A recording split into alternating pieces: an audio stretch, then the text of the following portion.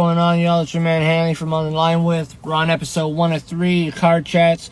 Today we got Spade from Citizen Kane in the building. If you're not familiar, you're about to get familiar. Dude is a Canadian legend. Has been, always will be. Believe they're one of the hottest duos for a long time, man. So yeah, anybody that jumps in, I appreciate it. For real, I really appreciate everyone coming in. So yeah, episode 103 featuring Spade from Citizen Kane. If you're not familiar, about to get familiar. And yeah, we're about to see what's up with Spade. Let's go.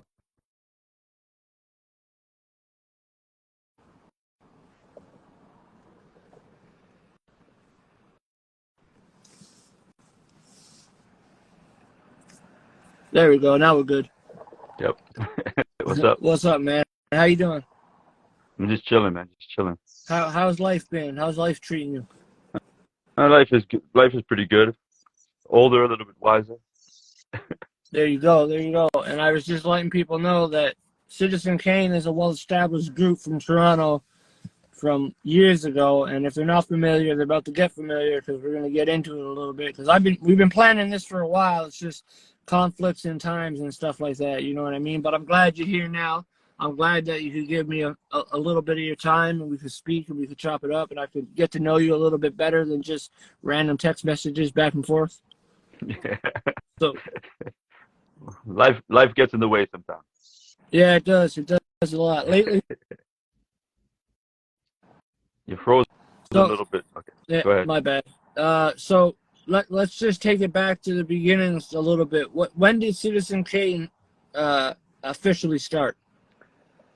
That's a hard question. The guy I rap, the guy who a rap beside, right? The guy who was my rap partner.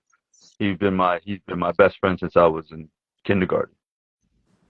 Right. So we've been the whole group, like we have all my friends, all my crew. We've been together since we were little kids. So we're kind of like the little rascals when we're growing up. So I don't know when it started. You just know what I mean? always been in it, right?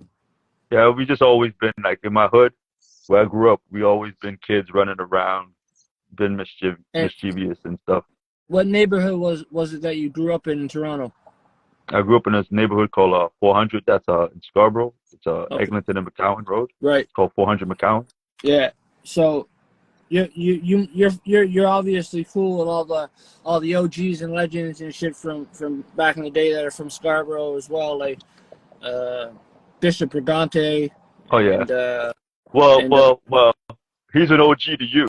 To me, yeah. he's a young buck. No, for sure. That's what I mean. I'm speaking from my perspective. You're right. Yeah, he's an OG to you, but to me, he's a young buck. He came up under us. OGs right now, you're leveled up on top a bunch of them. You know, so because you've been in the game, how long would you say you've been in the game for? Well, let's say I'm 53 right now. So I like literally. Sorry, go ahead. I like to call myself first generation hip hop, right? So I don't know anything but hip hop. I remember hip hop from the 70s. Yeah. I'm one of those kids because I remember when I was a little kid, like, you know what I mean? And the my OGs in the 70s and the early 80s, right? I remember coming up under them. And I remember like when hip hop, I remember when hip hop was back in the day with Sugar Hill Gang Sugar Hill Gang, yeah, that's true, man. I remember that hip hop. So as a child, I grew up in that hip hop. Right. And then it formed into the 80s and into the 90s hip hop. Right. The 90s hip hop is my era. And you and your main homie that's in Citizen Kane, you guys were pretty much one of the first duos in Toronto, right? No, I wouldn't say that. Like Dream Warriors were probably kicking before us, and I came up under them. But it might be easier if I kind of tell you how I began rather than the group began. Yeah. Because when I was a kid, I used to dance. So I used to be a b-boy. I used to dance and graffiti when I was a kid. So you had many elements of hip hop within you. Yeah, I do all the elements. So I used to break dance and I used to do graffiti when I was a kid, all the way till I was all the way I was 15, right? Right. So I was tagging and doing pieces when I was 15 years old, and when I was 14 years old, I went to New York for a whole summer, and I hung around the Bronx and Brooklyn. You know, Around a lot of OGs down there, I just right? got a new puppy, and his name's Bronx. Oh, that's good. I love that name. You know, like Bronxy, come here. Yeah. Yeah, definitely. So My bad to interrupt. okay. I hung out with them for a while, right, in the Bronx for a week because I was infatuated because I grew up around hip hop and I wanted to go to where it started, right? So when I was 14, so this is like 84, 84, and I spent the summer in New York and learned a lot about breaking and graffiti and just like I went to Studio 54. You ever heard of that Hell famous yeah, nightclub? that's classic, Yeah, bro. yeah. I went to Studio 54 and everything when I was 14 years old. I was a wild kid, right?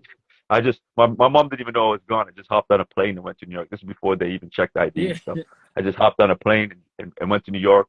I stopped off in the middle of Brooklyn. I didn't know anybody, all by myself on the middle of the street of Brooklyn. I had a guy I knew in Brooklyn. I phoned him up. He took me in, and I stayed there for the whole summer. so, And then so he took me around New York. would you say that was like kind of like a mentorship to what you started? Yeah, he was a famous breaker in New York. His name was Roxy. And Okay. he took me to all the clubs and everything around New York. Took me to Fun House, took me to Studio 54, and I learned a lot about hip hop. So when I came back, when I was 14 years old, I kind of related all to my friends. Yeah. So So I came back you're to Toronto and emulating I what said, you learned. yeah, I said, yo, this is how they do it. This is how they do it. This is how they dress. This is how they do this, right? And so that changed my neighborhood a little bit, Yeah. right? And then we grew up with that attitude because I was probably one of the only ones in Toronto that had that insight of hip hop because I actually went and And spent time in the Bronx. now you're connected to New York by that trip. So Experience. So I used to go down every summer after that. After that summer, we went down every summer right. for up until I probably went down to every summer till I was 25. So from 14 to 25, every summer I went to New York, So 11 right? years of straight trips. Yeah, straight trips, and not going to New York and staying in a hotel, just hanging out in Brooklyn, hanging out in the projects. Yeah. I hung out in Stapleton, like Staten Island, where Wu Yeah. Tang's from. I hung out in a lot of places, right? Definitely. And then I started. So I was a dancer and stuff. So I was involved with a lot of people in the music industry because I was one of the only. I was ahead of my time dancing wise. So I got kind of hooked up with Miss Me because I used to cut her hair. I Oh, started my own barbershop when I was that's a cool 17. story, bro. See, Yeah, that's a cool story I didn't know. That's dope to hear. I love stories like that come on this show, man. Because yeah, Mishi Me was one of the artists that I hit up because she's definitely a legend in the scene for sure, for yeah. sure. She's one of And the first big rappers in Toronto, right? she, But man, massive. She's amazing. yeah, so when I was 17, I owned a barbershop. I started a barbershop when I was 17. I was emulating the barbershops in New York. There was no barbershops like that in Toronto.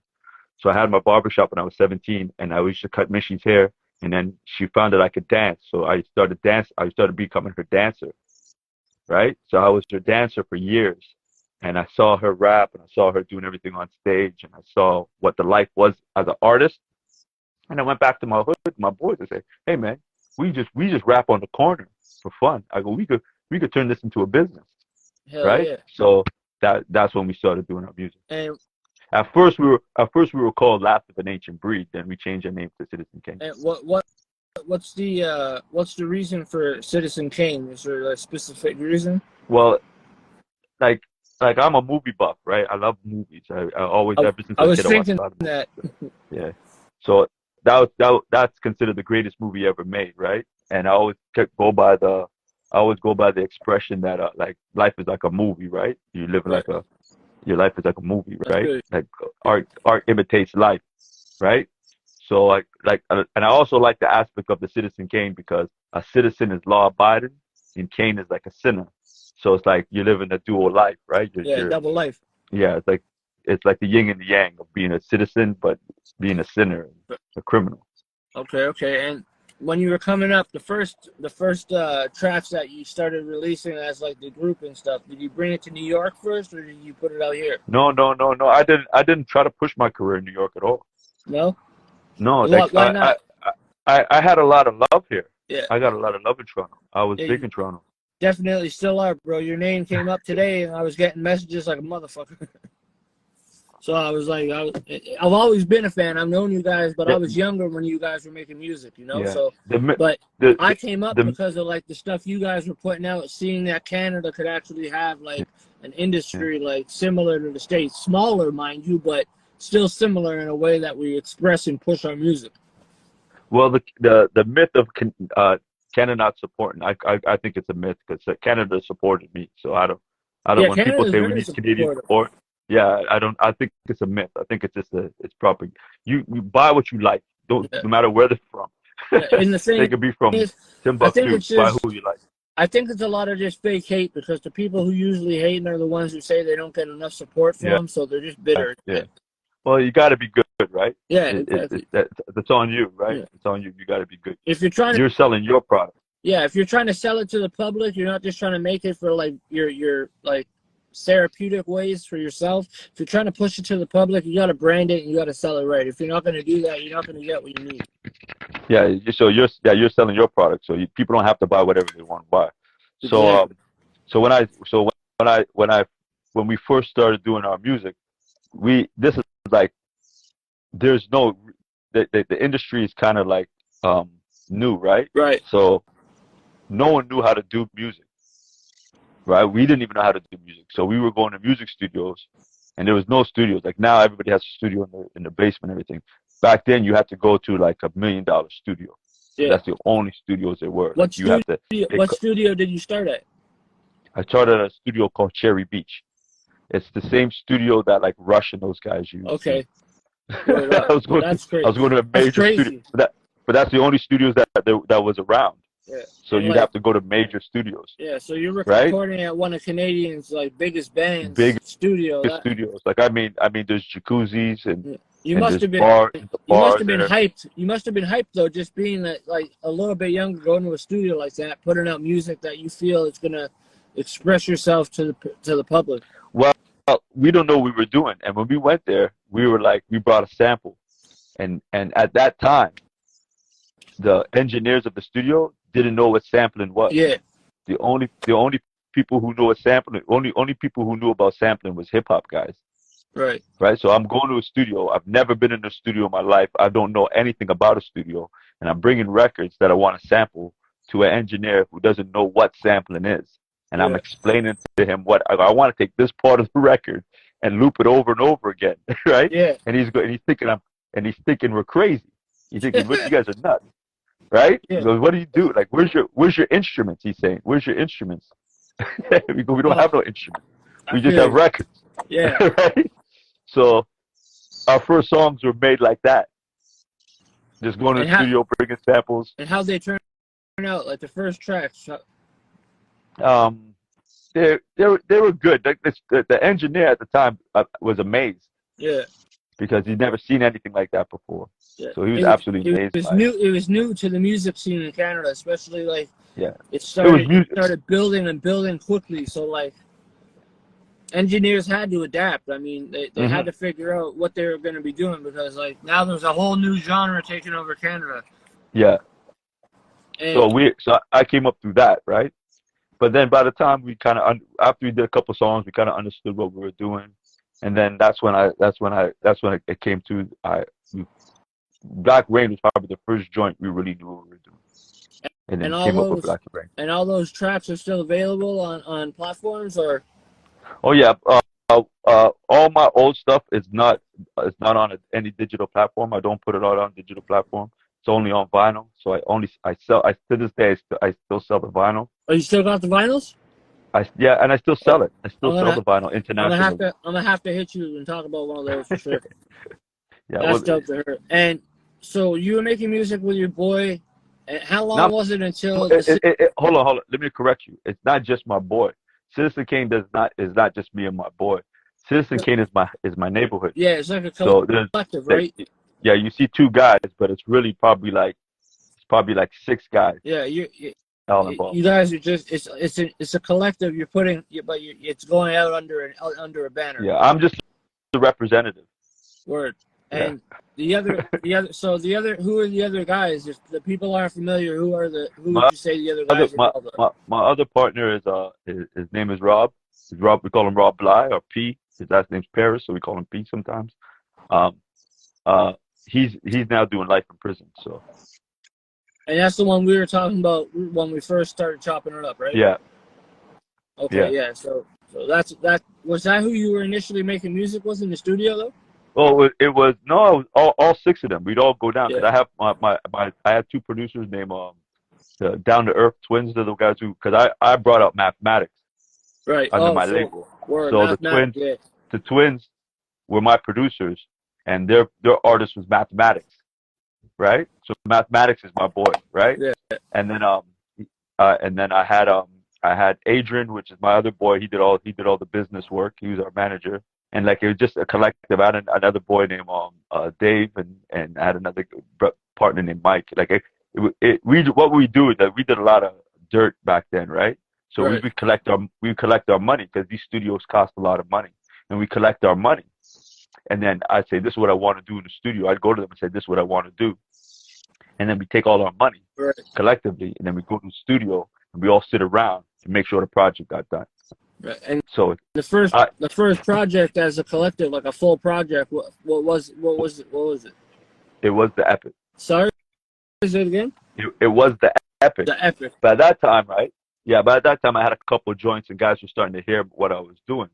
And K Cut from Main Source, he's from Toronto. He heard about what we were doing and stuff like that. And he wants to do some tracks. So the epic is stuff that the twins did, the Down to Earth Right.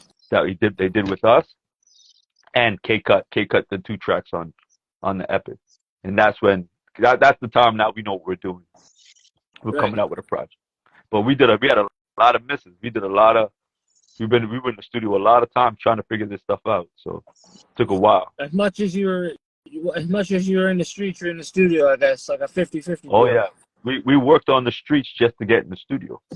And back in that era, that's how a lot of people were coming into the studio life. If they didn't see the 9 to 5 idea and then going to the studio. Everybody was just following suit of people they may have looked up to or may have felt like they're like inspirational. You know what I mean? Well, and let me explain. Like back then, studio cost you $100 an hour. Yeah. Right? But then you had to use a 2-inch tape to record. So nothing's digital. Everything's on tape. Each reel of tape costs $50. Yeah. Right? You understand what I mean? Yeah. So you'd have to the tape. Creating the tape, a product on a tape costs a lot. It costs a lot of money. Yeah. So you have to. So right there, you're at $150 just to walk in the door, and then you spend like 4 hours doing your track. So you're at $550 to do your track. Then you have to spend 4 hours mastering, just because the technology is not caught up, right? Yeah, it was all so now you're spending 9 hours and $50. So that's $950 to do a track, to do one song. Yeah. So that's almost $1,000 to do a song. Word up. Right? So like that's a lot of money, man. Yeah, this is I feel like 90s. Yeah, and if people had to pay that to make one single track today, I think a lot of people would be quitting. Yeah, exactly. And so you didn't really go to the studio unless you knew exactly what you wanted to do, and you knew this was the song. So you didn't go to the studio, mess around, and catch fire. You had to know this was going to work, because you're going to spend $1,000 on it. You don't want to. Yeah, you understand what I mean? I'm not gonna waste money on a missed shot. Yeah. You know, you're trying to bet good money right now. Mm-hmm. So that's why I think that's why back in the days there's so much classics. Yeah. Because people really, really were diligent about what they were doing because they were spending so much money doing it. And when you were coming up, like in the later '90s, like Choclair and Socrates and everybody, when they were starting out, did you guys connect quick, or was it a slow process? Or well, Choclair and those guys, even though they're like my time, they kind of came up like after all that process I had going. They came out a little bit after me, and they came out through like a student program. Yeah. So their avenue was kind of different than my avenue. Right. Right. They're coming up on their government student program, and I'm coming up right from the hood. Right. Yeah. I did a couple shows with them. I was always cool with them. Right. But I don't think like to be personally thinking, I just never think that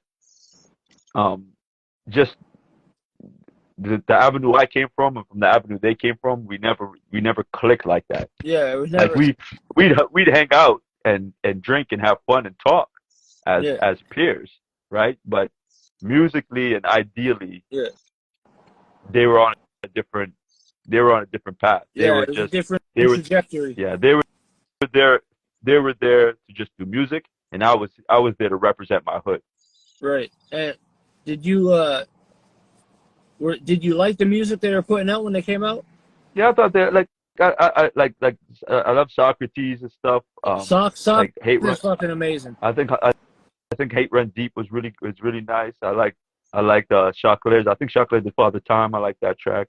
Yeah. I worked a lot back then because even before, like as I was doing music, I was a graffiti artist, right?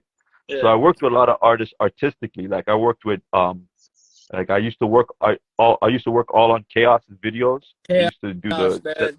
yeah, Oh, you was like, I used to do the set designs on Chaos's videos. oh, I used work? to yeah, I used to do I did the poster artwork for Ghetto Concept. Oh shit, So man. I was everywhere. I was everywhere See, and at that time. that's why I think like when so many hear your name, it's right off the bat is yo, that's legendary shit because you were you were in the scene even if you weren't being seen. Yeah, You know? yeah, because there was so much aspects I was doing. Like I was dancing, I did graffiti, I cut hair, so people would come. I was the guy, You're a even one at a stop young age. shop. Yeah, I was the guy that everybody came to me and say, "Hey, I need this," and I said, "Okay, I'll do this for you. Hey, I need this, I'll do this for you." And then I started rapping. Yeah. You know what I mean? And so I started doing what I was doing for everybody else. I started doing for myself. Word up, man. And that's crazy. Like to know about the chaos sets and stuff like that. He's Yeah, one of my favorite Canadian artists, man. He's so dope. yeah. He has this video. I forget what video it is, but there's a video he has where he's I think he's walking through Chinatown, and then he has like a girl. He has someone drawn a picture in his video, Okay. right? And the picture that's drawn is it's actually my drawing. Oh, So that's sick. the person's pretending to draw my drawing. Oh, So like that's dope. I used to do all the set designs and all that stuff. I used to do all that stuff. I used to do set designs for Much Music. I used to do set designs for the Junos. I used to do You Electric Circus. I used to do all that. and you and Citizen Kane was nominated for a couple Junos, right? Yeah, I was nominated for two Junos. And do you remember? And yeah, I don't think you won that one though, right? Who Never beat won it. that out? Never. I Do you think remember? Chocolate won it once, and I can't remember who won it the other time. But I'm not a Juno winner type of No, artist. no. I'm asking in the sense that these are things that are facts about you, and Yeah. like the people who are like the people who are probably gonna watch this are in the new generation of hip hop. You know what I mean? There's a few of my I'll, guys on here right now know who are shouting you out, saying like I, legendary shit right here. You're a legend, everything, and I already know that. But it's the younger generation that I feel like if you get familiar with what really made the scene that you're in right now, yeah. you would probably understand how to navigate it a little better. Yeah, I came up around everybody. I came up around Dream Warriors. I came up around Mishi. I came up around Chaos. I even did a song with Chaos, That's dope. right? But I never put it out. You should. I worked behind the scenes with a lot of rappers, a lot of R&B artists. I've been on tour with Alanis Morrisette. I've been in Kid Mitchell videos. I've been everywhere. I've been more places than you would ever imagine. That's why Right? I think we'll end up having a part 2 of this one day because there's so much. Like there's more. There's so much. We're just scratching the surface. But how was Yeah. that a turn with Alanis Morissette? Because she's a Canadian legend for sure. Oh, that's when I used to dance. Yeah. So I got to the point that I was choreographing everybody's music videos, and I actually was in Blues Brothers too. Wow. I did some of the choreography in Blue Brothers too, and I was in it. I'm one of those guys that was everywhere, right? Like, And I were you on the full tour? Like the entire no, I tour? just I did a show with her. Oh, okay. I did a show for her. It's still a dope accolade to have, bro. Yeah, And I was a really busy guy back then. for sure. I feel I can see that, man. You're everywhere, man. Everything I watch now probably has you somewhat connected to it, and now I'm gonna be like, well, shit. Yeah. Well, I used to do a lot of stuff. Like, so I have go a ahead. question from someone in Montreal. They're asking, when you were coming up, what Canadian MCs did they look up to, and were there any MCs from Montreal that had their attention in that era?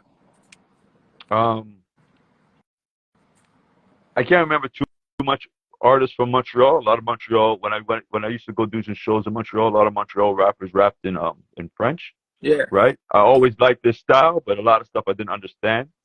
Right. I did a lot of shows in Montreal. I used to love going to Montreal a lot. Right. Until I got arrested for being up a radio host in Montreal. But Shit. What radio station? I can't remember, man. Was it C-Cut? No, goddamn. But Montreal, like I would argue about Montreal because Montreal probably hip hop scene developed, I think, a little bit before Toronto hip hop scene. So Yeah, every time I maybe. went down there, they were always at par, or probably like even before I started rapping, they might have been a little bit ahead of us. But I think the language barrier held them back a bit, Yeah. right? But I think they were doing stuff before us.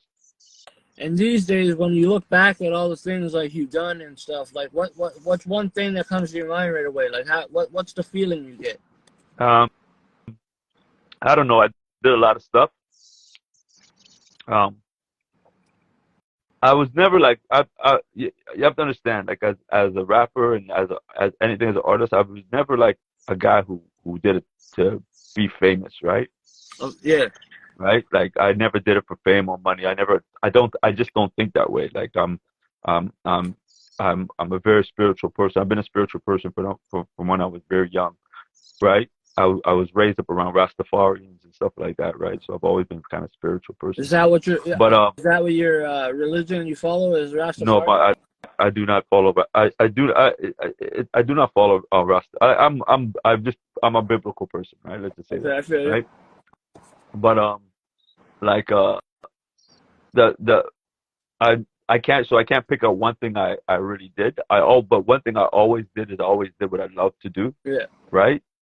And the one thing I'm proud about is that I always said musically what I wanted to say. I never ever made a song saying I gotta say this to sell a record. I just said it, Yeah. and it's sold, right?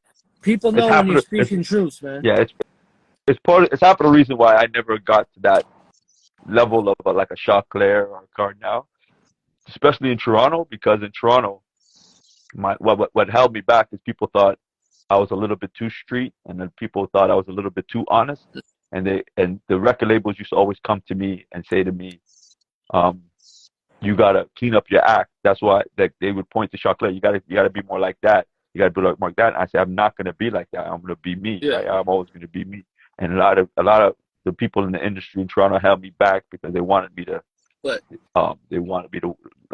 clean up my act. yeah. But what I'll say to you is what I'm proud of is I was probably one of the first successful independent rap record labels in Canada. Yeah, and Right? Like, I read far back when I was trying to figure out some of like the past music and stuff that I might not have been familiar with. yeah. And like, yeah, you definitely made the music that you liked. You know, you didn't sound like everyone that was coming up just a little after you. You always kept it Spade. You know, you never switched up. You know, it was always Spade. Yeah. It was never Ace. It was never Diamonds. It's never that. Yeah, that's the thing. I didn't even try to sound New Yorkish. I just always just try to sound like myself. A lot of guys in Toronto at the time were trying to sound American. Yeah. But I Still always do sometimes, bro. yeah. They still do. Yeah, but I just always like screw that shit. Like, but at that time, like it was weird, right? Because I was probably a little bit more famous in the States than I was in Toronto, because I was going to New York and headlining in New York. Yeah. Right, so I'd go down to New York and do shows with Alfu Raw and all these DJ Rude and those guys, and I'd headline, right? So in New York they liked my sound. Yeah. So why would I change? Why would I change it? They liked the way we talked in Toronto, right? So I wasn't going to talk like them. I was always going to talk like. I hear you. Now Toronto slang's all the slang now. Yeah, it's all over the place, man. There's different slang in every neighborhood in Toronto. Yeah. So when the artists like when it got into the 2000s and like groups like Point Blank and stuff came out, they were like kind of they were street and still making dope records and getting them out. What did you think of Point Blank? Because they're one of my favorites. I think Point Blank is probably one of my favorite Toronto artists. They right? definitely brought I think they're they dope as brought hell. something to the table that I don't think other people brought. And when Yeah, they put out that track, what's it called? I they think have a it's couple called tracks "Living that I in the like. Ghetto." Yeah, Born and raised yeah. in the ghetto. Born and Sorry, raised in the ghetto that with the sample. sample was fucking nice. When they were doing all that stuff, right? Like I put out my first album, Deliverance, and my album Deliverance was probably it was a top selling independent Yeah, rap record at the time, right? And when I put that out, I had a lot of love, and then I put out a documentary. I had a film. So I had an album and a documentary going all around, and I won awards all around the world with my documentaries. I won one in New York. I won one in L.A. I won one in Japan. I won what award a in couple. Japan was it? Uh, it was just a film award. Oh my god! Look, I put in film festivals, and we was winning documentary awards all over the that's world, amazing, right? bro. Yeah. So Is that so documentary still available? yeah, Is it's around. You can even watch it on YouTube. yeah. Just Citizen Kane, rap, hip hop documentary. If I make some cuts of this interview, is it all right if I add some of that in it? Yeah, no, I'm okay All with right. that. I want to get your permission Yeah. first because YouTube will fuck with me. But like after I put out that album, I had a lot of label. I had a label. I had Universal Records was really interested in me. But again, they were coming to me with the fact that they want me to clean up my act, and they didn't want me to be a street guy, Right. right? So they wanted me to be clean, and I was when I was younger, I was good looking. I know I'm not like that now, but I was Bro, younger, I was good looking. So they wanted me to be a sex symbol, and I was like, hey man, I am what I am, right? But anyways, so I did 2 albums worth of material that they wanted to put out, but it was all hood stuff or yeah. conscious stuff, and they wanted me to make more of a club music, and I go, that's not. I go, listen, I'm the top selling independent act in Toronto. I go, I don't have to change. I go, you need to put it out. They say, no, we don't want to put this out. They want to change me, right? So it got shelved, and then my buddy went to prison, and I just retired. And how long when was that? What year was that? That was probably that was probably from 2000 to 2005. And and homie got locked up when at the end of it, 2005 or He got 2000 in the midst of it. in the midst of it? In the midst Fuck. of it. And then So you just said fuck it and just stopped. yeah, it was getting stressful. I was getting stressful, and yeah, it was getting stressful. And I started having kids, and I just said, you know, I'm just gonna be a father to my kids and move on. Do you still hop on any records once in a while for people? No, totally retired. Totally retired, Yeah, huh? Wow. So but does that mean I can't get a few bars from you live from no, the no, OG? I'm totally Ah retired. man. But All right. that album those 2 albums I recorded. Um, uh, you ever heard of Top Left mixtapes? Yeah. Well, Top Left Records. He contacted me. He heard about it, right? And he me and him put out the double album, and you could buy that on Spotify. It's called Scartown Unreleased Classics. So if you ever want to hear the stuff that never got out, you can hear what I was doing at the Well, time. I'm gonna peep So that for sure, bro. yeah, That's definitely interesting, man. Like I want because this is gonna cut us off shortly, but I definitely wouldn't mind. Would you mind coming on again for a part 2 sometime? anytime you want, man. Man, As long as I'm not busy. no, of course. Like I said, I'm always able to accommodate, bro. If I get the opportunity to talk to someone like you that I respect since I was 13 years old, bro, I'm gonna have you on if I can, man. That's no doubt. But someone keeps trying to join the chat. I'm gonna see. I think they might have a question, so I'm gonna just let them in and see if they have a question first. Go ahead. That's cool. All right, Cupid's fine. Sorry, Angel's Cupid is coming in. Give me one sec. Hopefully it works.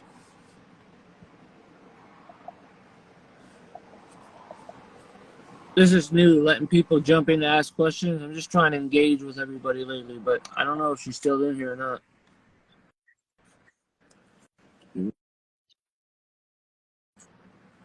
Shit.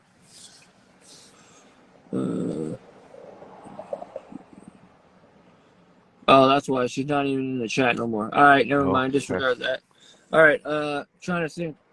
So, do you still listen to some of the artists that are coming out these days? Yeah, it's hard for me to listen to music today. It's not because it's not good. It's because I'm not. Even though I'm a fan, I'm a hip hop junkie. Yeah, It's hard to listen to music because I'm judgment. I don't. I critique music. I don't enjoy music. right. When you spend your life, when you spend your life in the studio, you go, oh, the kick is off a bit. Yeah, Hi hat, like you know what I you mean. hear it. You don't. You don't listen to. You're not listening to enjoy it, right? You're like, this level needs to come up. But like, but back in the days when I was just listening to music, I never listened to that stuff, and it was just I could just enjoy it. But there's some guys I listen to. I like the hip hop of today. The only thing I will say about the hip hop of today, and I think it goes back to the point I'm saying that it costs so much to do music. We really thought about what we were doing before we went to the studio. Like an album back then would take a whole year to do, right? Because you have to spend so much time thinking about what you're doing. Um,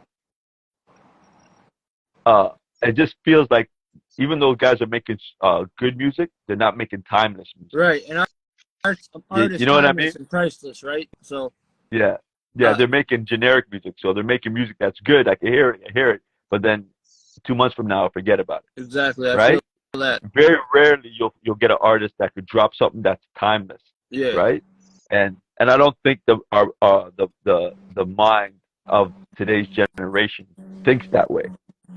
You know what I yeah. mean? I They're think that thinking of they putting think the next thing out. yeah, they think of the Yeah, now, right? They're prisoners of the moment. They're not yeah. thinking about being They're not timeless. They're thinking playing. about They're playing chess. They're not playing checkers. yeah, I'm gonna try yeah. They're this playing. request. I'm gonna try this request one more time, but Go if ahead. not, then we'll end the episode with just a quick chat, and we'll have you on again soon. But let me try this with the shorty one more time. Come on. All right. Give me a second. If it doesn't work. Shout out to Gremlin. Yo, he's a dope producer. He said, this has been my favorite episode to date. I appreciate that. Quality over quantity. That's a fact. All right. So the person trying to join didn't join. We'll get, maybe next time they'll get their chance. But before we go, what's some advice you would give upcoming MCs? You're talking about timeless music. How do you figure that in the type of music situation that hip hop's in, the oversaturation of it, the promotion of just viral artists right now, and then they fall off in a couple months. What do you think? What is you think that they could be doing different that they're all doing the same? Well, there's two things I want to say. One thing I want to say first is, Oh, is someone on? yeah. Hold on. What's up? Hey, what did you come on to ask a question? No, I didn't. Oh, okay. I thought you wanted to have a question. Okay. No, no. Well, all right. Okay. I thought that's what it was about. Okay. Do you mind just hopping off and I'll message you when we finish? Yeah, that's All right. cool. My bad. I thought you had a question, Cupid. No, you're good. All right. Have a You good guys one. have. I'll talk to you soon. Yep. All right. So yeah, what do you think that they could be doing different that they're all doing the same? Okay. The only advice I'd give them is like everybody has to decide what they want to do musically. I don't like to tell people what they want, what Yeah. their path is musically, right? But what I discovered when I started rapping, I'm not very educated. Like I didn't do good in school and stuff like that. But what happened when I started writing rhymes is that I started getting into words and I started reading and I started getting into writing. And what I would tell people who write songs is just study the art of writing, read books, study about writers, study about Shakespeare, like read the Bible, read the Quran, read these great works of art, any works of art out there, and see how words are put together, see how phrases are put together, see how things are put together that hit people in the heart in a certain way. Where people are just spitting words, but they're not hitting. They're not motivating people. They're not hitting them deep, They're showing right? What I skill, say the not they're art, showing skill, yeah, not giving a message. yeah. It's like they say, it's the quality over the quantity. Like, don't look at, oh, this is a great bar. Like, like, like, think bigger than that. Think bigger than just the shock value of what you're saying. Right. Think bigger, right? When I read the Bible, I'm a very biblical person. When you read the Bible, it's so deep. When they say stuff, it's so deep that even you have to read it 3, 4, 5 times to really catch what they're saying because it's Yeah. so deep. You understand what I'm saying? Yeah, it's like Right? it's like Black Thought type music, bro. Like Yeah, Black Thought does that. yeah. Black Thought does that. Nas Gangstar, does that. Yeah. Nas, So Gangstar, and that's why the music's timeless, right? So you gotta really, if you're gonna say something, my grandfather always said, if you're gonna say something, take your time and think about what you're saying. word. That's good. Right? That's all I would Good say, advice. right? That's good advice, But man. I musically, want. do and say what you want to say. And the next thing I would say to you is, if you want to do a second part of this, and you want people to ask questions, we could do a whole segment of just people Yeah, asking I questions think so don't I answer think the questions. next one I do, I'm gonna start setting up something right now with you after I get off here, and we'll set up an actual Q&A. Say it again. We'll set up a Sorry. Q&A of some sort. Yeah, no But, problem. you know, and we'll do that for the second one. But I just want to thank you, bro. You're a legend to me for being on here. Citizen Kane, Spade, the whole collective, what you did for the Toronto scene and everything, man. It's really great. And, man, I just want to thank you for coming on the show, giving me a chance to speak with you. I'm glad you're down for a part 2. And, yeah, thanks for being episode 103. We just got Oh, our milestone 100 episodes, so we're on the oh, 103rd, and thank you for coming on. another thing I want to say is it's hip hop's 50th anniversary. Yeah, Right? I want to say happy birthday to hip hop, and I'm working with if you go on my Instagram, you'll see, if you see it on the chat, you can see it on the chat, whatever. It's the Real Citizen Kane, I think it is. yeah, Right? You go on it, you'll see that I'm a part of they're doing a special up here at York University. okay.